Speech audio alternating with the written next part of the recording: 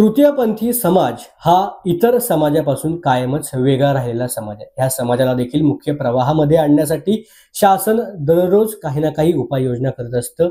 इतर संस्था दररोज काही ना काही काम करत असतात।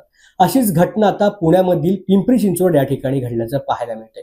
तृतीयपंथीयांचा राज्यामधील पहिला सामूहिक विवाह हा पिंपरी चिंचवडमध्ये नुकताच संपन्न झालाय। पिंपरी चिंचवड शहर हे उद्योग नगरी आणि कामगार नगरी म्हणून ओळखलं जातं। त्या ठिकाणी पहिल्यांदाच तृतीयपंथीयांचा सामूहिक विवाह सोहळा पार पडलाय। तृतीयपंथीयांना विवाहाचा हक्क मिळावा आणि त्यांना देखील विवाहाचं स्वप्न साकार करता यावे या उद्देशाने परिवर्तनाचा पायंडा या पिंपरी चिंचवड येथील नारी द वन संस्थेने एक ऐतिहासिक पाऊल उचललंय। या सामूहिक विवाह सोहळ्यामध्ये 5 तृतीयपंथीय जोडप्यांनी आपला जीवनसाथी स्वीकारत विवाहाच्या गाठी बांधल्या।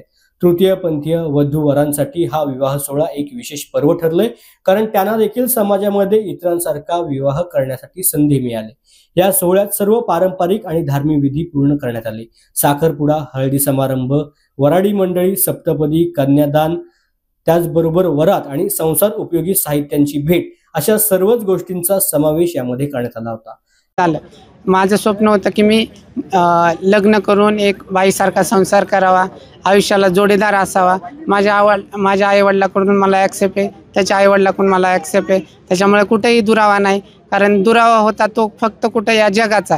तर आजकाल जगाने ॲक्सेप्ट करणं ही फार महत्त्वाची गोष्ट आहे, कारण जगाने ॲक्सेप्ट केलं की आपले घरवाले कधीही ॲक्सेप्ट करतात। त्याच्यामुळे एवढंच सांगते की कुठलंही मूल कसंही असू द्या, आपलं मूल म्हणून जर आपल्या आईबापाने सांभाळलं तर ते मूल कधीही परक होत नाही, एवढं मी बोलतो।